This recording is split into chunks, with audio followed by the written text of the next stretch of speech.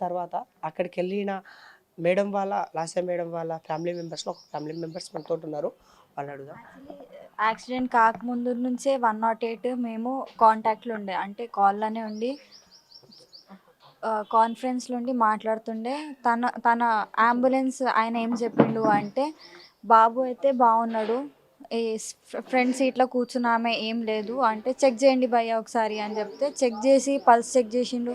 లేదు ma'am on spot death అయ్యి ఉండొచ్చు అని అంటే, మళ్ళీ తనని తీసుకొని సరే భయ్యా ఉండండి అంటే, వాళ్ళు ఏమన్నారు అంటే, అబ్బాయిని మేము తీసుకొని వెళ్తాము హాస్పిటల్‌కి, ఎందుకంటే ఇమ్మీడియేట్‌గా అతనికి ట్రీట్మెంట్ అవసరం ఉంది అని తను చెప్పేది జరిగిందనమాట.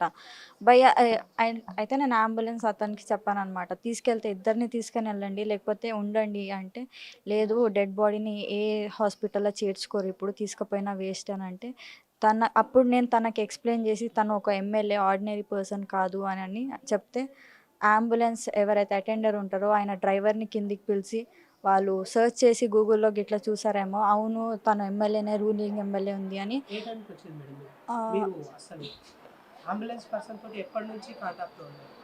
5:20, 5:30 నుంచే కాంటాక్ట్‌లో ఉన్నాను నేను. 1 సెకండ్ చెప్తాను.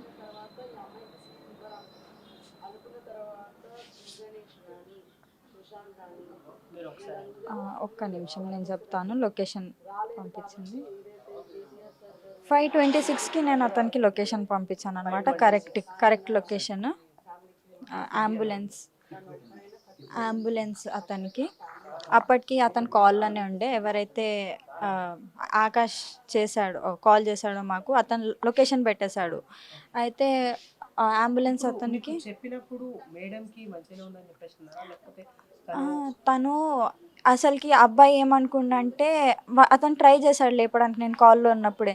నేనే తనకేం చెప్పానంటే, స్పృహ తప్పి పడిపోయిందనుకుంటా. లైక్ ఇప్పుడు ఒక సడెన్ షాక్ వచ్చి అట్లా అయితది కదా! అట్లనే అయితదేమో, అయిందేమో. నాకు తెలీదు ఇంత పెద్ద ఇన్సిడెంట్ అయింది. నార్మల్‌గా అయిందేమో అనుకోని, స్పృహ తప్పిందేమో, నీకు కూడా ఏం కాదేమో అనుకోని నేను అలా చెప్పాను.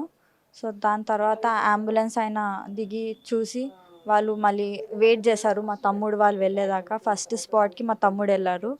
తమ్ముడెళ్లి చూసి, అతను షాక్‌లో ఉండి, అతను చెప్పేదాకా ఇంట్లో ఎవరికీ చెప్పలేకుండే నేను, పిన్నిది అయిపోయింది అని. దాని తర్వాత తమ్ముడు కాల్ చేసి చెప్పాడు అందరికీ. అంతకు ముందుకే నాకు అంబులెన్స్ డ్రైవర్ చెప్పాడు షీ ఈస్ డెడ్ అని.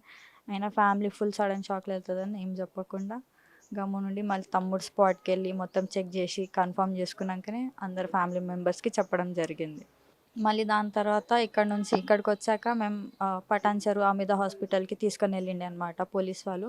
అక్కడికెళ్ళి అంటే అక్కడుండి మొబైల్ మిస్ అయింది కదా! దాని గురించి అక్కడ పోలీసులు ఏం చర్యలు తీసుకోలేదా? లోపల ఉన్న ప్రదేశంలో ఏం చెక్ చేయలేదా? మీరు చెకింగ్ అయితే వెళ్ళేటప్పటికి? వెళ్ళేటప్పటికైతే ఏం చేయలేదు. ఎందుకంటే అన్నీ సడన్‌గా జరిగింది కాబట్టి వాళ్ళు అందరు కాన్సంట్రేషన్ దానిపైననే ఉండే. మేము వెళ్ళిన తర్వాత ఆ స్పాట్ నుంచి కార్ తీయడం జరిగింది. కార్‌ని స్టేషన్‌కి తీసుకెళ్లారు. అది ఏందో దాని తర్వాత పోలీస్ వాళ్ళే చెప్తారు ఇంకా.